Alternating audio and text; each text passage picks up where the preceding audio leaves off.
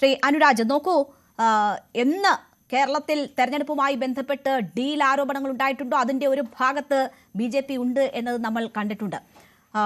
ഒളിഞ്ഞും തെളിഞ്ഞും എല്ലാം തരത്തിലുള്ള ഡീലുകൾ ഉണ്ടായിട്ടുണ്ട്. ഇവിടെ ഇപ്പോൾ BJPക്ക് ജയസാധ്യതയുള്ള അല്ലെങ്കിൽ BJPക്ക്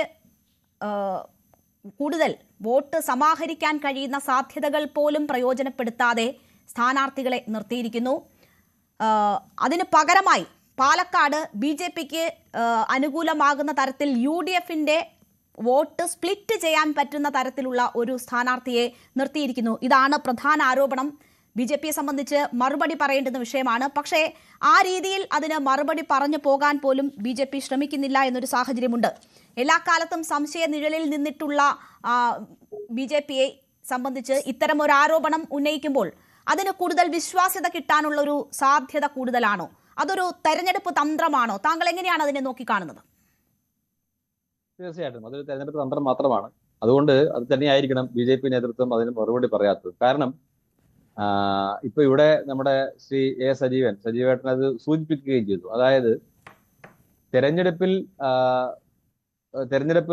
പരാജയപ്പെടുന്ന സമയത്ത് അതിന് ഒരു ന്യായീകരണം കണ്ടെത്താൻ വേണ്ടി തെരഞ്ഞെടുപ്പിന് മുൻപേ ഉണ്ടാക്കുന്ന ഒരു തിരക്കഥ മാത്രമാണിത്. അപ്പൊ അതിനകത്ത് കോൺഗ്രസും CPM യോജിക്കുകയാണല്ലോ, അങ്ങോട്ടും ഇങ്ങോട്ടും ആരോപണം ഉന്നയിക്കുകയാണ്. അപ്പൊ രണ്ടു പക്ഷത്തിനും ആശങ്കയുണ്ട്. അപ്പൊ ആശങ്കയ്ക്ക് അടിസ്ഥാനം ഉണ്ട് തന്നെ. നമ്മൾ ആശങ്കയെ കുറച്ചു കാണേണ്ട കാര്യമില്ല. ആശങ്കയ്ക്കുള്ള അടിസ്ഥാനം എന്താണെന്ന് വെച്ചിട്ടുണ്ടെങ്കിൽ കേരള രാഷ്ട്രീയത്തിൽ വലിയ ഒരു മാറ്റം ഈ തെരഞ്ഞെടുപ്പിൽ നടക്കുകയാണ്. അത് തുറന്നു പറയാൻ സത്യത്തിൽ CPM-ഉം കോൺഗ്രസും LDF-ഉം UDF-ഉം മടിക്കുന്ന സാഹചര്യത്തിലാണ് ഇങ്ങനെ വളച്ചൊടിച്ചൊക്കെ പറയേണ്ടി വരുന്നത്. എന്താണെന്ന് വെച്ചിട്ടുണ്ടെങ്കിൽ മൂന്നാമതൊരു മുന്നണി യാഥാർത്ഥ്യമാകുകയാണ്. NDA എന്ന് പറയുന്ന ഒരു മുന്നണി ഇപ്പൊ UDF-നും LDF-നും സമാനമായൊരു മുന്നണി രൂപപ്പെടുകയാണ്. നമുക്ക് UDF-ഉം LDF-ഉം നോക്കിയാൽ നമുക്കൊരു കാര്യം മനസ്സിലാവും. രണ്ട് മുന്നണികളിലും ആൾബലമുള്ള പാർട്ടികൾ എന്ന് പറഞ്ഞിട്ടുണ്ടെങ്കിൽ ഒരു വശത്ത് CPM ആണെങ്കിൽ മറുവശത്ത് കോൺഗ്രസ് ആണ്. UDF-ൽ കുറച്ച് ലീഗ് കൂടെ ഉണ്ടെന്ന് പറയാം. പക്ഷെ CPI ഒക്കെ താരതമ്യേന ശക്തി കുറഞ്ഞ പാർട്ടികളാണ്. പിന്നെ ഉള്ളതെല്ലാം വളരെ ചെറിയ ചെറിയ പാർട്ടികളാണ്. പ്രാദേശികമായി 1-2 മണ്ഡലങ്ങളിലൊക്കെ ജയിക്കാൻ മാത്രം സാധിക്കുന്ന പാർട്ടികളാണ്. അപ്പൊ ഇത് ഏതാണ്ട് സമാനമായ സാഹചര്യത്തിൽ NDA-യിൽ രൂപപ്പെട്ടു കഴിഞ്ഞു. NDA-യിലും ഇത്തരത്തിലുള്ള കൂടുതൽ ഘടകകക്ഷികൾ വരുന്ന, ഇനിയും പാർട്ടികൾ ചേരാൻ തയ്യാറായി നിൽക്കുന്ന, അതുപോലെ തന്നെ ഏറ്റവും കൂടുതൽ ഫ്ലോ ഇപ്പൊ നേതാക്കന്മാര് എല്ലാ പാർട്ടിയിലും, നമുക്ക് CPM നോക്കിയാലും കോൺഗ്രസ് നോക്കിയാലും ഒക്കെ ഏറ്റവും കൂടുതൽ നേതാക്കന്മാര് ഒഴുകുന്നത് ഏത് പാർട്ടിയിലേക്കാണെന്ന് വെച്ചാൽ BJP-യിലേക്കാണ്. അപ്പൊ ആ രീതിയിൽ BJPക്ക് വളരെയധികം അനുകൂലമായ സാഹചര്യം. പിന്നെ കഴിഞ്ഞ കുറച്ച് തെരഞ്ഞെടുപ്പുകളിലായിട്ട്, അതിപ്പോ ഏതായാലും നിയമസഭാ തെരഞ്ഞെടുപ്പാകട്ടെ, ലോക്സഭാ തെരഞ്ഞെടുപ്പാകട്ടെ, അതുപോലെ പഞ്ചായത്ത് തെരഞ്ഞെടുപ്പാകട്ടെ, അതിലെല്ലാം കൺസിസ്റ്റന്റ് ആയിട്ട് BJPയുടെ സാന്നിധ്യം കേരളത്തിൽ ശക്തമായിട്ട് നിൽക്കുകയാണ്. അപ്പൊ അത് ഉടനെ പറയും 0.2% കുറഞ്ഞല്ലോ, അല്ലെങ്കിൽ 1% കൂടിയല്ലോ എന്നൊക്കെ പറയും. അതൊക്കെ സ്വാഭാവികമാണ്. അത്തരം സ്വിങ്ങുകളൊക്കെ എല്ലാ മുന്നണികൾക്കും എല്ലാ പാർട്ടികൾക്കും ഉണ്ടാവില്ല. അതാണ് നമ്മുടെ ഇലക്ഷന്റെ ചരിത്രം. അതുകൊണ്ടാണല്ലോ തെരഞ്ഞെടുപ്പിൽ ജനങ്ങൾക്ക് ഒരു മേൽക്കൈ കിട്ടുന്നത്. അപ്പൊ അതുകൊണ്ട് എന്തായാലും ഒരു ശക്തമായ സാന്നിധ്യമായിട്ട് മാറാൻ BJPക്ക്, അതുപോലെ തന്നെ BJP രൂപീകരിച്ച NDA എന്ന് പറഞ്ഞ മുന്നണിക്ക് സാധിച്ചിട്ടുണ്ട്. ഇതാണ് പുതിയ സാഹചര്യം. ഈ സാഹചര്യത്തെ അഡ്രസ് ചെയ്യുന്നതിന് വേണ്ടിയിട്ടാണ് ഇങ്ങനെയൊക്കെയുള്ള പല രീതിയിലുള്ള ശ്രമങ്ങൾ നടത്തുന്നത്.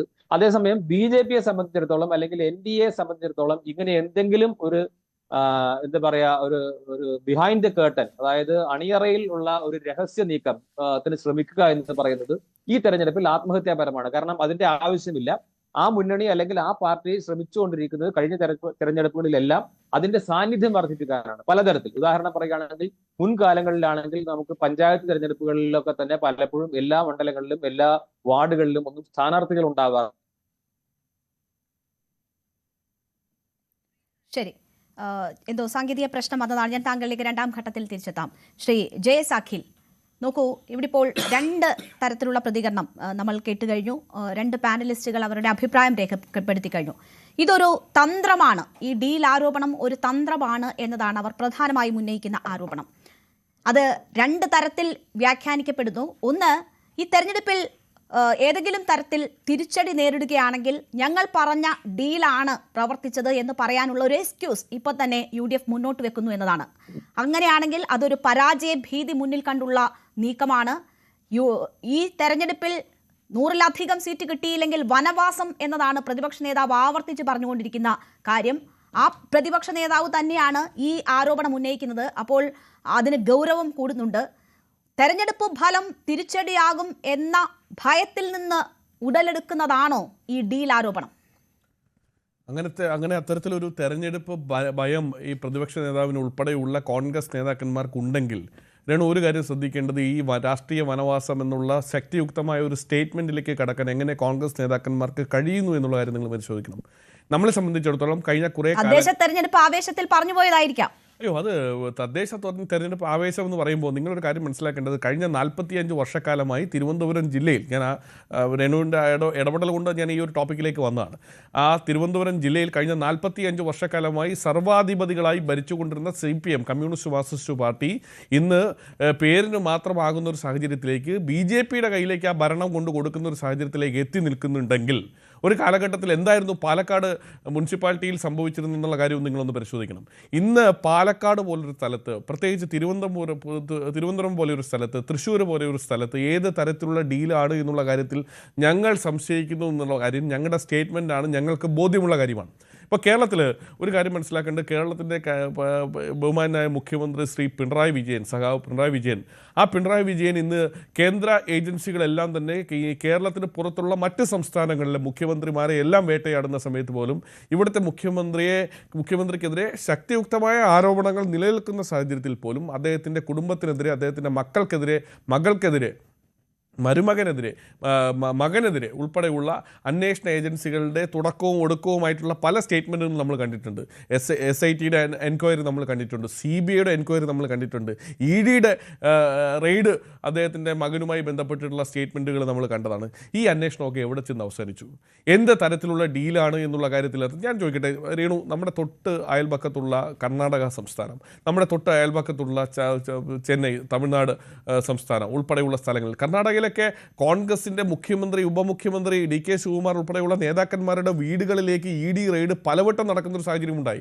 തമിഴ്നാട് തന്നെ കോൺഗ്രസിൻ്റെ മുതിർന്ന നേതാവ് ചിദംബരത്തിൻ്റെ വീട്ടിലേക്ക്, അദ്ദേഹത്തിൻ്റെ മകൻ്റെ വീട്ടിലേക്ക് ED റെയ്ഡ് നടത്തുന്ന സാഹചര്യം ഉണ്ടായി.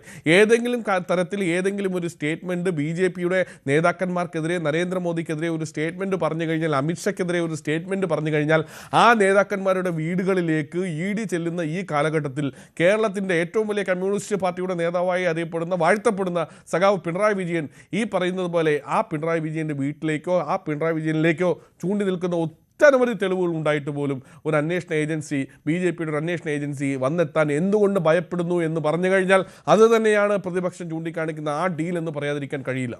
ഈ പറയുന്നത് പോലെ എത്രയെത്ര തെളിവുകൾ ഇവിടെ നാഴികയ്ക്ക് ഒരു കാര്യം, നാഴികയ്ക്ക് 40 വട്ടം ഈ പറയുന്നത് പോലെ കേന്ദ്ര ഏജൻസികളുടെ അന്വേഷണം ആവശ്യപ്പെടുന്ന ഒരു സംഘടനയാണ് കേരളത്തിലെ BJPയുടെ സംസ്ഥാന അധ്യക്ഷൻ ഉൾപ്പെടെയുള്ള ആളുകൾ. ഇവിടെ ശബരിമല വിഷയവുമായി ബന്ധപ്പെട്ട് നിങ്ങളൊന്ന് പരിശോധിക്കണം. ശബരിമല സ്വർണ്ണപ്പാളി വിഷയവുമായി ബന്ധപ്പെട്ട് SITയുടെ എൻക്വയറി നടക്കുകയാണ്. ബഹുമാനപ്പെട്ട ഹൈക്കോടതിയുടെ നേതൃത്വത്തിൽ SIT എൻക്വയറി നടക്കുകയാണ്. BJPയുടെ പ്രതിഷേധത്തിൻ്റെ ആത്മാർത്ഥത നിങ്ങളൊന്ന് പരിശോധിച്ച് നോക്ക്. BJPയുടെ പ്രതിഷേധത്തിൻ്റെ ആത്മാർത്ഥത, ശക്തിയുക്തമായ ഒരു ആത്മാർത്ഥത അവർക്കുണ്ടായിട്ടുണ്ടെങ്കിൽ കേന്ദ്ര ഏജൻസികൾക്ക് വേണ്ടി അവർ എത്രയോ പ്രാവശ്യം മുറവിളി കൂട്ടിയനെ.